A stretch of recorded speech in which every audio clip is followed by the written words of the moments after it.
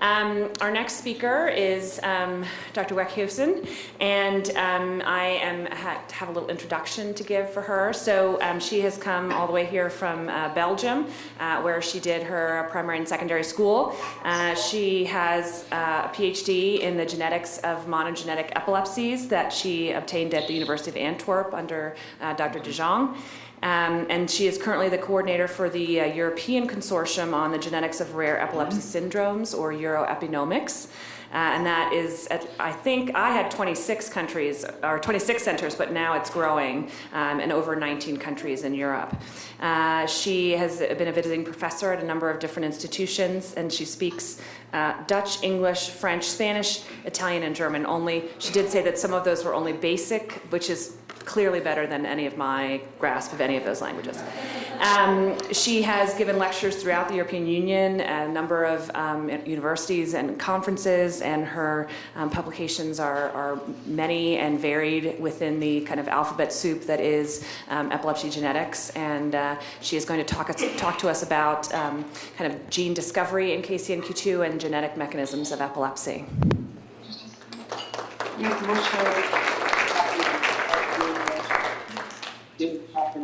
I tried to put the KCNQ2 in the back signal type. Is someone speaking here? Okay. Hi, thank you, Kristen, for the nice introduction, and thank you all for having me here. I cannot express how happy I am to be here and see everybody and all these children, and it's a great organization. So I hope you enjoy the next 2 days, at least I am. And my task today is a little bit to tell you how we discovered this KCNQ2 gene. And I talk a little bit also about the research that a lot of groups have been done until now, both clinically and more in basic science. I'll shortly touch base, and I give a short summary, let's say, of all these topics, because I'm sure that Ed and John later will go deeper into it. Okay. So how this work? Oh. Okay, first introduction. So again, Kristen has talked about it before, but I briefly would like to tell you again what epilepsy is exactly, or what is causing it. Oh, you went backwards? Okay. So as you have heard, epilepsy is quite a common disease in the population. There's numbers going up to a life incidence of 3%, which is quite a lot, as you see. And of course, a key symptom is having seizures. So all these patients have frequent or less frequent seizures. And what is a seizure actually? Well, a seizure occurs whenever that some part of the brain, I don't know if there's a pointer here, let's see at the bottom.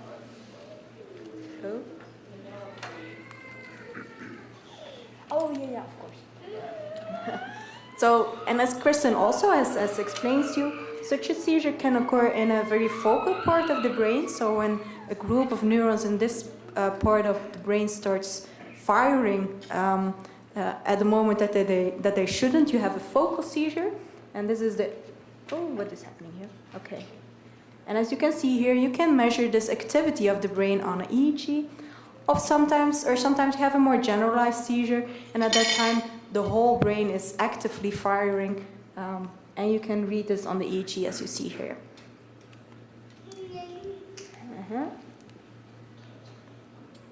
Is this me? Yes.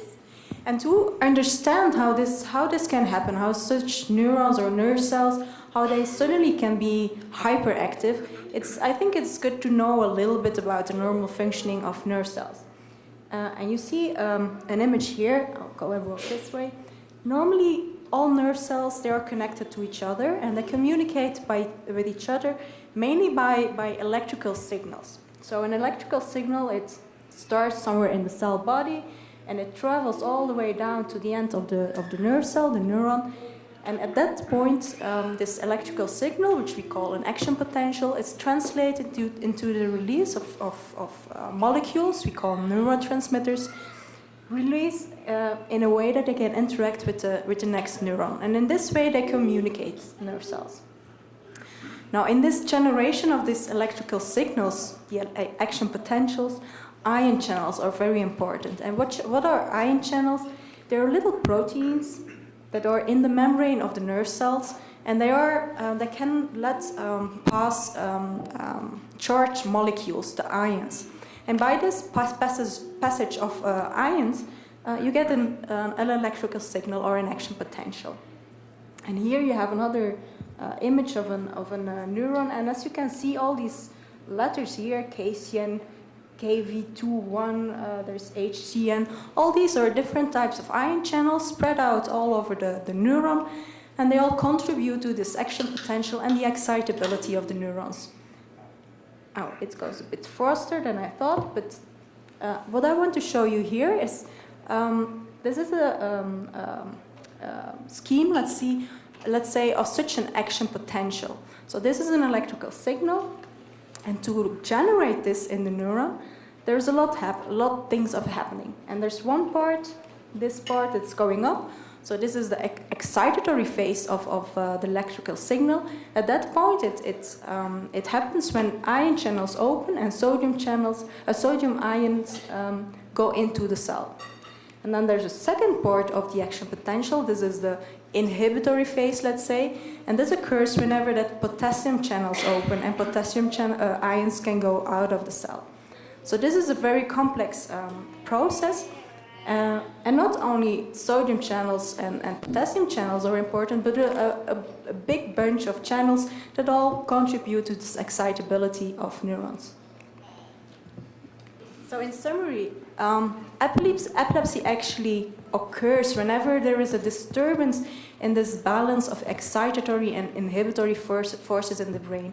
So there's a lot of causes of epilepsy, but in general, it occurs when there's a lack or a decrease of inhibition, or there is an increase in excitation in the brain. Okay, and today we'll talk about KCNQ2, so a genetic cause of epilepsy, and then the question is this relevant? Are there a lot of genetic causes? Well, when you look at the different causes of epilepsy, and this is a pie diagram that has been published, I think, already in '75.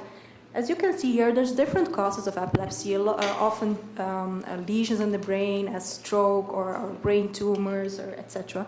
But the very big part is now we know it has a genetic cause.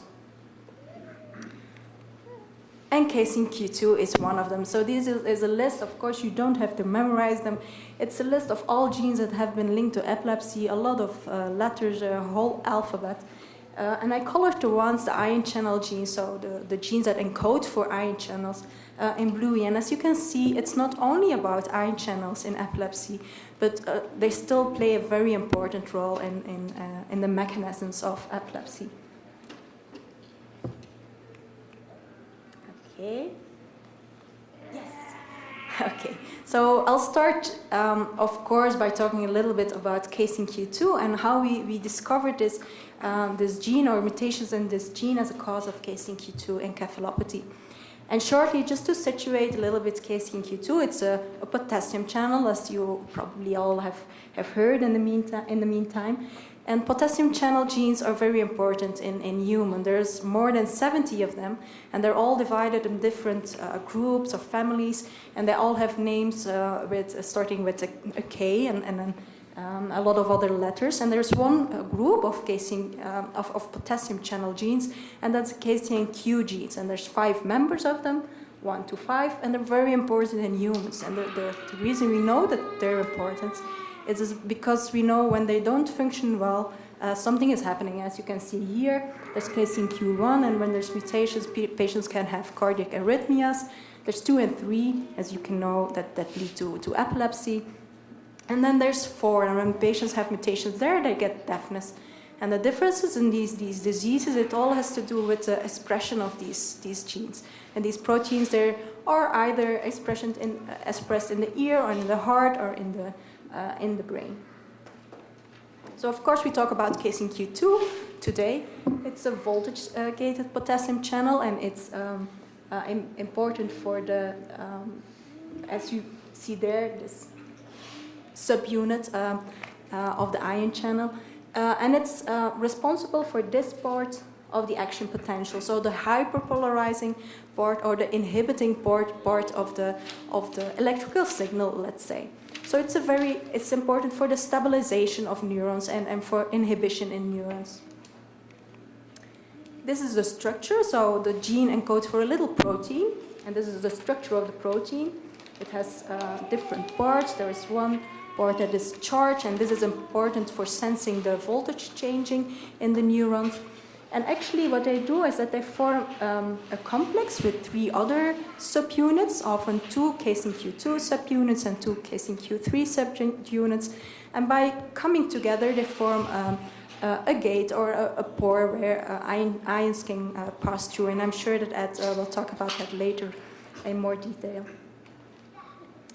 And where do we know KCNQ2 from in medicine? Well, actually, it's not our group that has discovered it, because already in 1998, this gene was brought into medical literature and as a cause of a familial syndrome that you might have heard about, benign familial neonatal seizures. And I describe a little bit what happens in these children. These children have seizures, also neonatal, that can be quite frightening for parents, because this is not something you expect your little baby to present with. But it's a disease that often runs in families. So sometimes they heard from their mother or father that they had these kind of seizures before. And seizures remit after a few weeks or months, but these children, they develop perfectly normal. All examinations are normal, and everybody, these are little children that grow up perfectly as any normal child. And in 1998, as I said, mutations in the gene KCNQ2 and KCNQ3 were discovered in these families. And all these little dots are different mutations. As you can see, a lot of mutations have been described in the meantime. And this is a disorder that has been studied and in very much detail. So where then did the story of KCNQ2 encephalopathy start? Well, as part of our lab is also offering diagnostic services, we offered KCNQ2 testing for these patients with BFNS, with the benign familial syndrome. And in 2010, we discovered a mutation in one patient, but on the reference letter, it said that that patient didn't only have neonatal seizures, but he also was developing not like he should. So there was some developmental delay. So we wondered whether this was a coincidence, and we dove into literature. And as you can see, there were already 4 other cases reported of patients with neonatal seizures and some degree of intellectual disability and a KCNQ2 mutation. But at that time, most of these groups that reported these patients, they were not sure what it actually meant. Was it a coincidence? Did it have to do something with KCNQ2 or not? In summary, we decided to study this and look at it in more detail and try to figure out whether really it was a mutation that led to this epilepsy and intellectual disability. So what we do, we collected a bunch of patients, all with seizures starting early in life, in the first 3 months of life. And we did this not only collecting patients in Belgium, but also in collaboration with the Australian group of Ingrid Scheffer. And at the end, we had 80 patients together at this stage. And we screened KCNQ2 and at that time also KCNQ3 in all these patients. And these were the results. We didn't find at the time KCNQ3 mutations, but we did find 8 patients with a mutation in KCNQ2. One mutation was recurrent, so we had 7 different mutations. And when we looked at the inheritance, so when we screened also the parents, we saw that all these mutations, or almost all these mutations, occurred de novo. And you might have heard this word before. It means as much as that only the child is carrying the mutation, and the mutation cannot be found in the DNA of parents. All these mutations, I forget to say, are heterozygous. What does this mean? It just means that we all have 2 copies of each gene, one from the mother and one from the father. And all these mutations, all these patients have one mutated allele, as we call it, or one mutated form of the protein and one normal form of the protein. We also found one mosaic father. What does this mean? It means that the father does carry the mutation, but not in all his body cells. And this father apparently had a benign neonatal seizure, so he had a much milder phenotype than the child, although he was carrying the same mutation, but not in all his body cells. Okay, so this was the first publication in a report in which we described these 8 children. And in the meantime, there's a lot of other reports on children with KCNQ2 encephalopathy. And by now, in September 2014, there's 62 patients out there in literature. This is, of course, just the top of the iceberg. There's more, as you know, there's more children walking around here, and there's much more to be discovered, I'm sure. By now, there's 44 different mutations in all these children described, so that means that some of these mutations recur in different patients. And all these reports on these 64 patients, of course, we have learned a lot of it. And I'll give you a quick overview of what we have seen both clinically and what research has already been done. And then I quickly go through a few slides in which I look into the future, I think, and look at things that we still should study and find answers for. Okay, what do we know? The clinical presentation, again, it's John who will talk about this more, but just 2 slides to summarize. What literature or what all these reports have taught us that KCNQ2 mutations can be found in 10% of patients with epileptic encephalopathies starting in neonates of unknown origin. This means that they already had imaging of the brain, there were no lesions, etc. But 10%, which is quite a lot. All the mutations that have been described, they were all novel, and I mean with that they had not been described in patients with the benign syndrome that I talked about before. And as I said, most of them are de novo, so they're not present in DNA of the parents, although mosaicism can be present. One slide of summary of a very complex clinical picture, of course. As said, most patients have seizures that start very early in life, in the first days of life, or even before children are born. A lot of, as I heard before, a lot of mothers say that they already felt like increased movements in the last weeks before birth. I have to say that one patient has been described with the onset at 5 months, so possibly there are some exceptions to this neonatal onset. Seizure types at onset, a lot of these patients have motor seizure with very prominent tonic features. That means that they stiffen. There's also often autonomic features associated, and that means that they can start sweating, they turn blue, the heartbeat can slow. All things that can be quite frightening when you see them in your child. Most children also have a dramatic onset in the sense that they have a lot of seizures daily that are difficult to treat, although they often remit later in life. And from the onset, there's abnormalities on EEG, something that you normally don't see in the benign form, the BFNS form. And then there's a range of severity of developmental delay. There's children that walk around and talk, but there's others that are very severely affected and are wheelchair bound. Okay, so what do we know about the mechanism? Again, very shortly. Because of course, when we discovered it, we asked ourselves, why do mutations in the same gene can lead to both a benign syndrome with seizures that remit and children that are totally fine, or a much more severe phenotype, the KCNQ2 encephalopathy?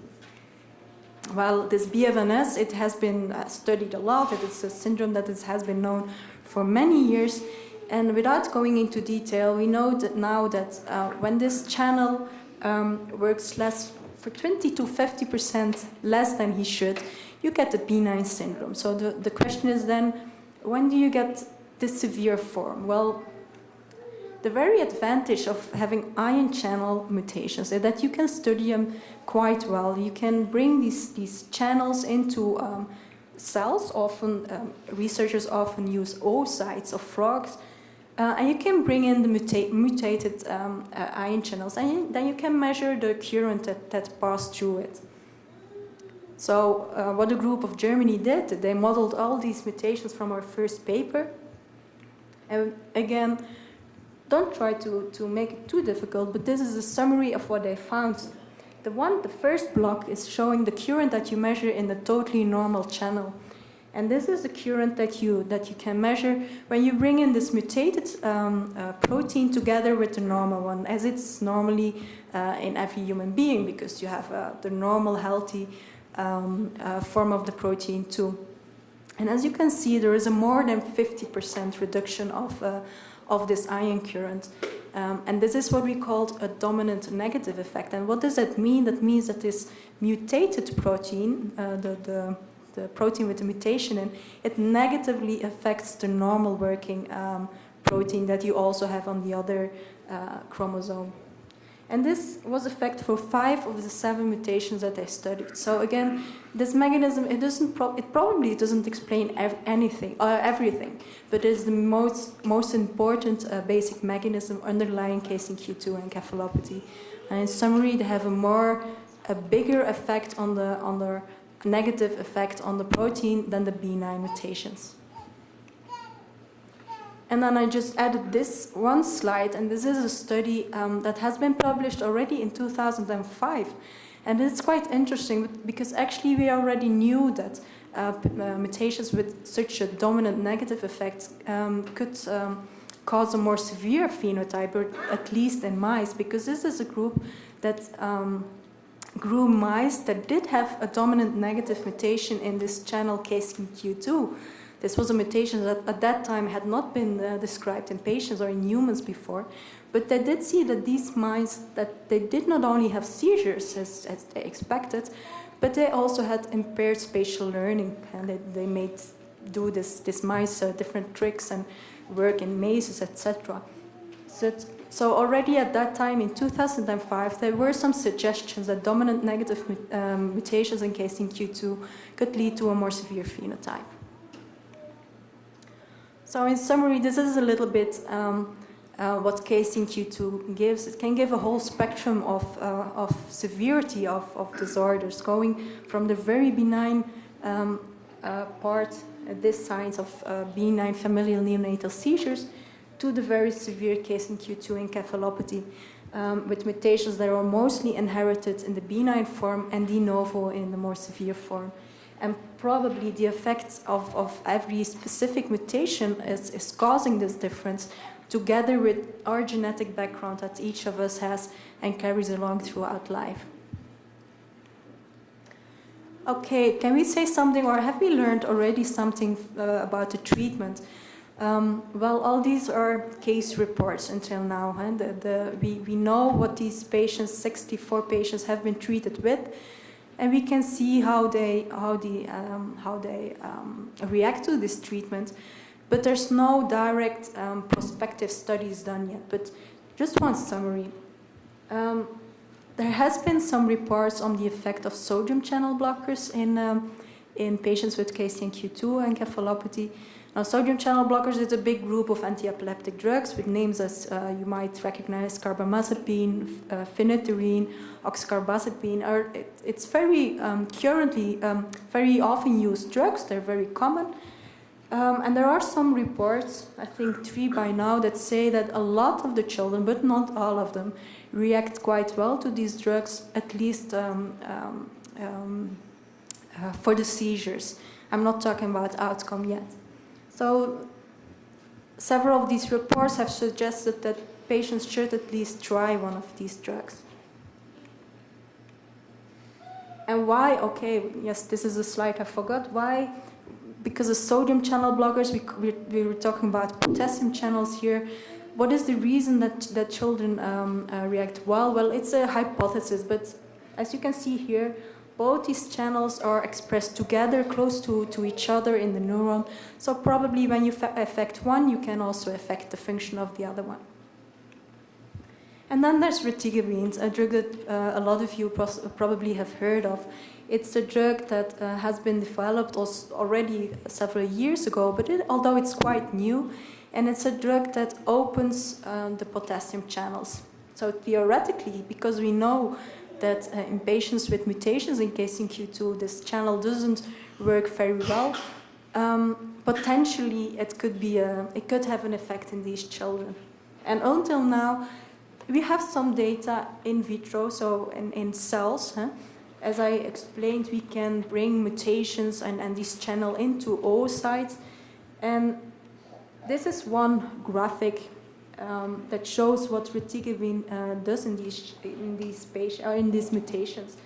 The white blocks here is the current that you see when you bring in the mutation without retigabine. And as you can see, when you add retigabine to the cell, the current increases. So this shows, at least in cells, not in humans, that potentially retigabine could have an effect on the channel function. Until now, there's only one patient reported in literature, and this patient at least responded well seizure-wise, so seizures decreased dramatically. I think by now we all know of other patients that have been treated with retigabine, but the effects are quite mixed. There's patient doing very well, there's patient doing less well, but there's no really prospective study yet.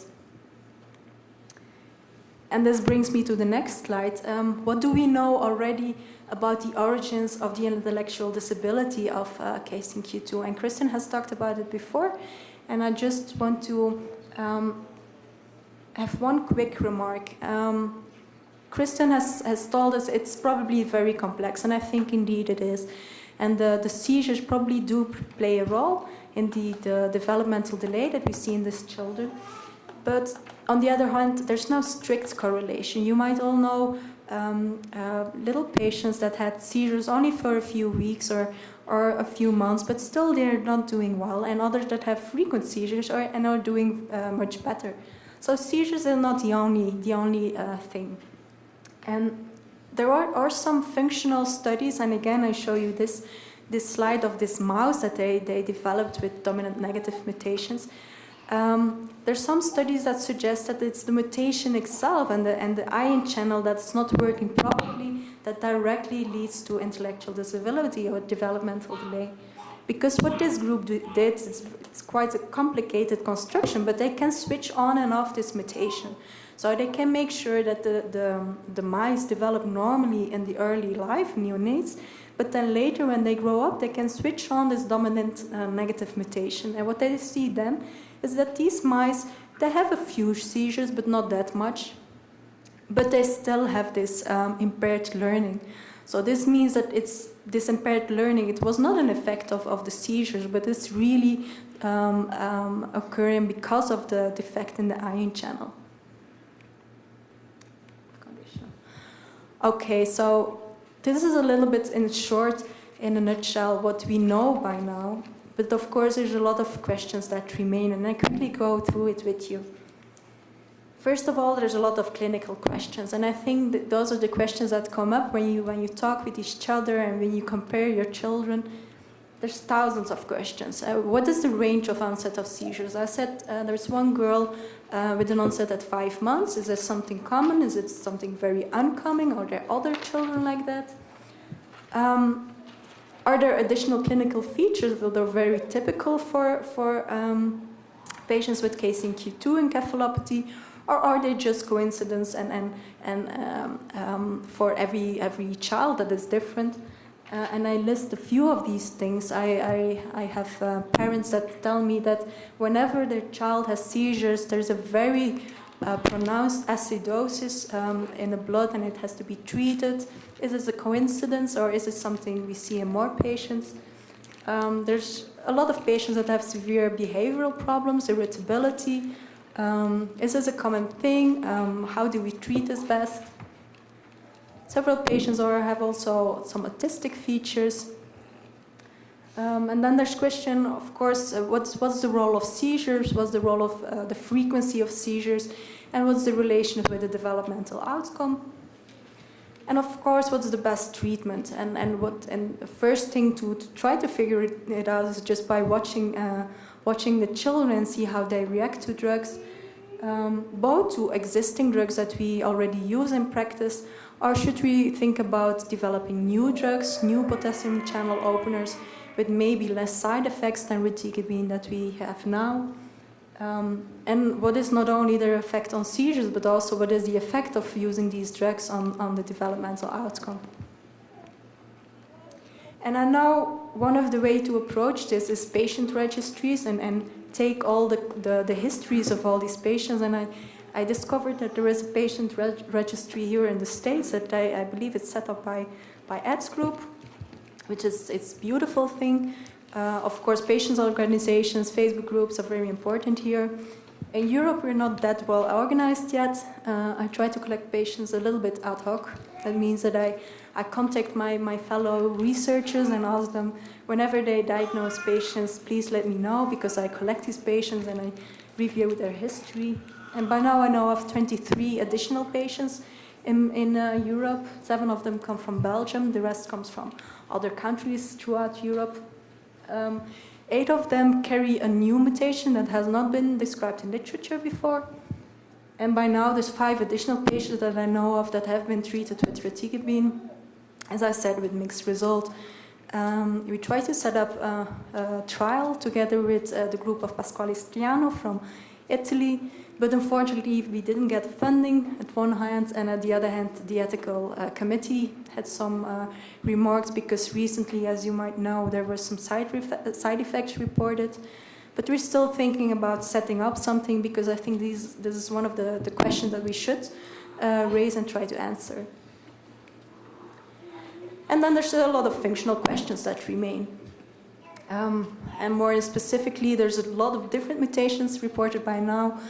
And then the question is, what is the effect of each of these mutations, both on the potassium channel function, but also on the function, of course, of the whole neuron or the nerve cell. All these nerve cells, they interact together, so not only do we want to know what it does in one cell, but what is the effect on the functioning of the whole brain? And are there any changes in brain structure whenever you have these mutations? These are a few of the questions. Another question that we should try to target functionally is, can we reverse these effects, possibly by reticabine or other drugs? For the long future, can we think about gene therapy? It's something that we haven't been using in humans at this moment, but the research is going on here in other fields. And then what is the time frame? And do we have, how long can we wait before we start treating a patient, because the diagnoses have been made later in life? Can we still influence the developmental outcome, etc.? So all these are questions that we should try to target. And we can do that in oocytes, as I told you before. We can use oocytes of frogs, or something often used. Or we can try to do that in a model that is more closely related to the brain. And we can try to study it in nerve cells or neurons. And of course, it's not easy to just take a nerve cell from a human being. But in recent years, there's a lot of new techniques that came out. And you might have heard of induced pluripotent stem cells. And what it is that we now can take a little bit of skin cells from, for example, a patient, and in the lab they can add a lot of different chemicals or growth factors to these cells, and they can differentiate them to become again embryonal cells, and then they can make them grow into whatever type of cell, for example, a nerve cell. So this makes that you can grow nerve cells that carry the exact mutation of the initial patient, together with all the genetic background in there. So this is a technique, and a lot of groups now use to study mutations, and I'm sure, I guess, also Ed's group is doing this.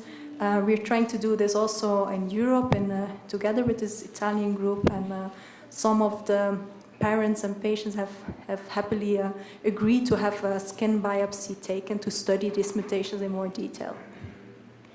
So, and the last mechanism, because these are still cells, isolated cells, and another step is, of course, to study it in animal models, in whole functioning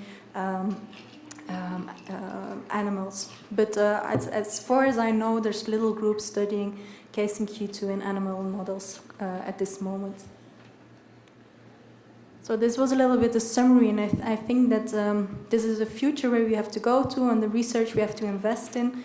And I believe and I hope so, or I hope and I'm sure that by putting all the puzzles together, we will manage to understand this disorder better. And at the end, what we all aim for is to treat it better. And working together and having meetings like this to discuss things, I think it greatly helps research proceeding and getting us further along the way. Thank you.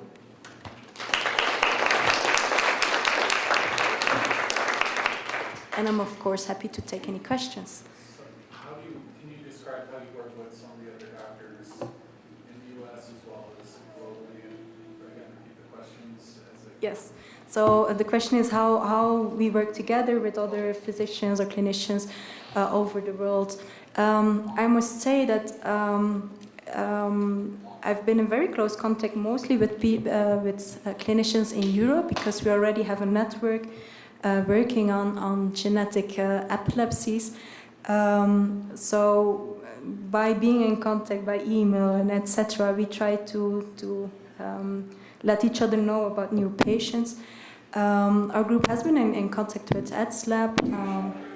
There's no concrete collaboration yet, but I think both of us are very open to work together and move things forward. Yeah. We have one question. There are a few children that take vitamin B6 and folinic acid. Is there any experience or research about this? Yeah, again, case reports. It's vitamins B6 and folinic acids are vitamins or drugs or whatever you call it. They are often used in neonatal seizures because some of these children that present with these seizures have a lack of it, and then this drug seems to help quite a lot. In KCNQ2 and encephalopathy, you would not expect a result, and in most children, because almost all children probably have had it, it doesn't do much.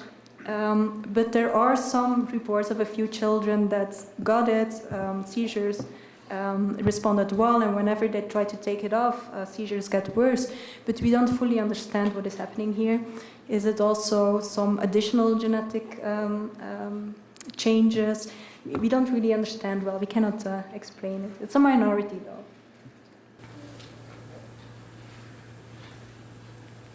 Yes. I have two gender-related questions.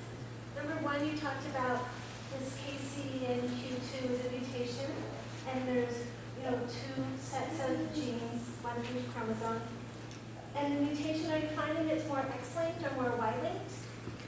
No, so indeed we all have a set of chromosomes, and there are sex chromosome X and Y, but KCNQ2 is not on the sex chromosome, so it's on the non-gender related chromosomes, of which we have one from the mother and one from the father, but they don't have anything to do with the gender. That's also why you expect as much boys as girls that have KCNQ2. No, I don't think, we didn't count them, but you would not expect any difference, and in my first impression, I don't see any difference either. How about race?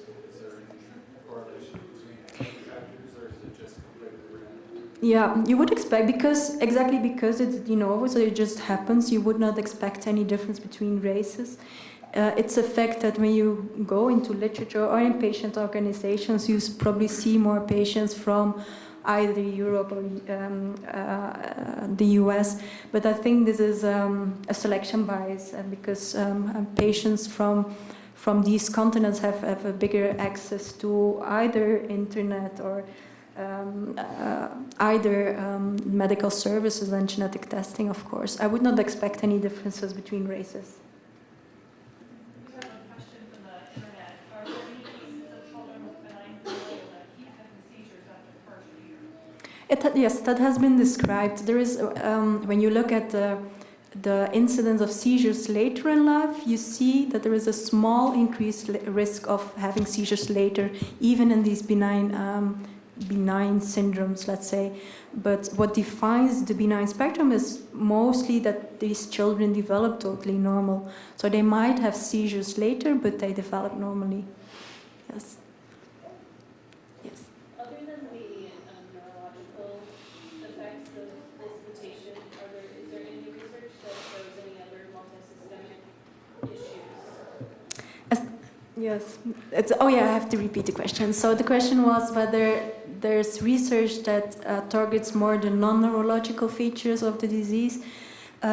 I must say that I'm not aware of groups that specifically look at other features. I think what we have done until now, or groups have done until now, what we should do in the future is keep reporting all features or all clinical features of these children, not only about seizures or developmental delay, but also about feeding difficulties, etc. Because they appear to be problems that also have to be targeted and treated, and at least make people aware of it, of their presence is very important. Yeah. Yes. What's the research that you have on fatigue or TDD, and whether or not you do think it's safe? Is it going to be used long enough? I think for now it's purely case report, and that is that I know of several physicians in Europe, and I'm sure also in the US, that treated patients with retigabine because it's just something that they hoped that had any effect, and at least theoretically. The problem there is, or we try to collect all this information, as I think it's very important, but of course all these patients have been treated with different doses, different durations, so it's difficult to compare all these results. And that's why I think it would be nice to have really a study that gives a drug in a very standard way, and in which we examine the patients also very standard, not only for seizures but also development, etc. But indeed, it's a difficult issue exactly because it can have side effects, and it's in very young children, of course, that we want to use the drug. And yeah, I don't know, but probably Ed will talk about it more in his talk. We'll see. Yes. The research we look at, it only seems to be America and Europe. What about Japan, Russia, China? Have you heard anything that's really contact or? Well, I have to say, I'm personally, our group or the people that I know working on it in Europe, there's not much contact with Japan or China. I know there's some especially Japanese groups that are very active in epilepsy genetics research. So I'm sure that there's one publication, by the way, of a Japanese group. So I can imagine there is some research going on there, but there's very little interaction between all these groups. Possibly this is something that we can stimulate, or through patients' organizations, to also get these people involved. Yes. You mentioned sodium channel treatments. Talk specifically about that, and have they been tested for fatigue or together, or there's some results? Yeah, so again, there's no randomized study, or it's just experience of individual treating physicians and patients. Those sodium channel blockers, those are drugs that are very often used. It's long-standing drugs. They're on the market for, I don't know, 30, 40 years or something. So they're very well known. And all we can say now is that when we look at the history of all these 64 patients together, a substantial a subset of these patients responds well to these drugs, at least for the seizures, at least as for seizures. But there's no really controlled study for that. I know there's the group of Ingrid Scheffer, I think, has collected also a group of patients in which he reports the effects of these sodium channel blockers. But for now, it's experience. So what we would tell patients or treating physicians now is to at least try the drug to see what it does. Yes. So one thing that I'm sure a lot of people have heard about here in Colorado is Charlotte's Web. And we all know the case of Charlotte. It's been covered by Sandra Gupta on CNN a few times now. And she was Gervais, which again is not the same channel, but I'm just curious if you hear GW Labs is trying to do like a control study, but are they looking at KCNQ2 as, because it sounded like they were only looking into the Gervais patients and they're not really opening the field to other. So I was just curious. Okay. Oh, they're apparently they're here, so maybe they would like to answer your question. I asked it because I actually heard that GW was not entertaining any Colorado participants, and I was curious about that too. Well, one thing you learn from that is don't believe all these things. Okay, well that's what I Not anything about knowing about GW, just call us and we'll let you know. We have two formal programs working with the FDA to achieve the initial approvals for Epidiolex. The first one's in Bradley, the second one's in Lancaster. Parallel to that, we have an expanded access program.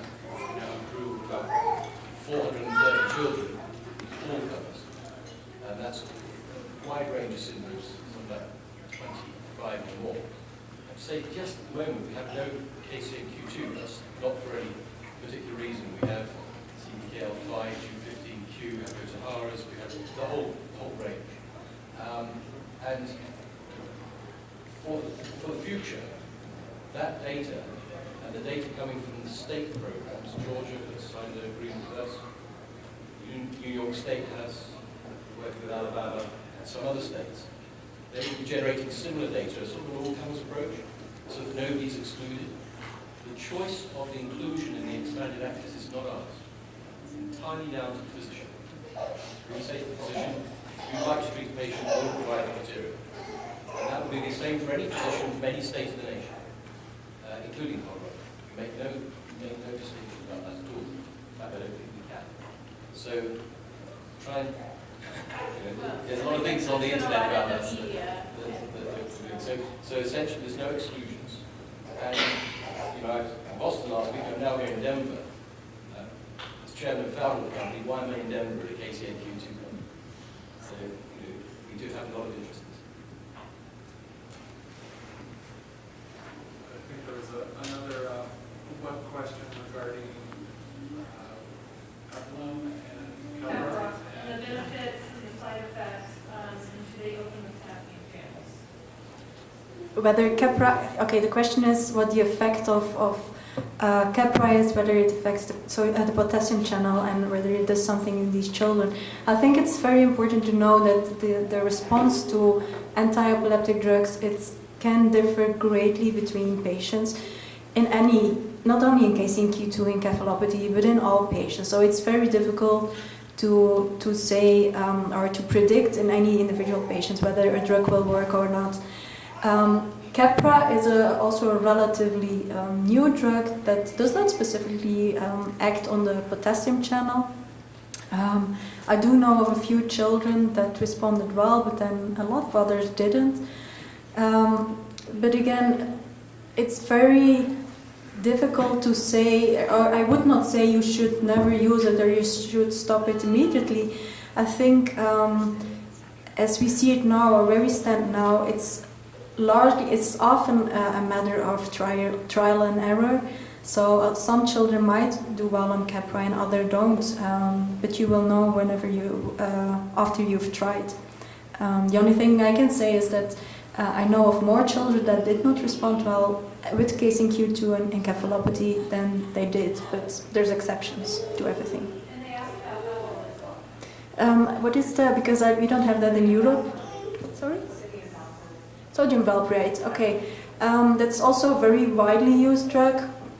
I think one of, besides phenobarbital and phenytoin, one of the oldest on the market. It's a well-known drug that all child neurologists and neurologists, we use often, so we know how it works and what its side effects are. And again, also here, it doesn't affect directly the potassium channels, but there are children that do well on it and others that don't. So it doesn't stand out or as a more effective drug than the other, but also not as a less effective drug. So it's worth trying. Yeah.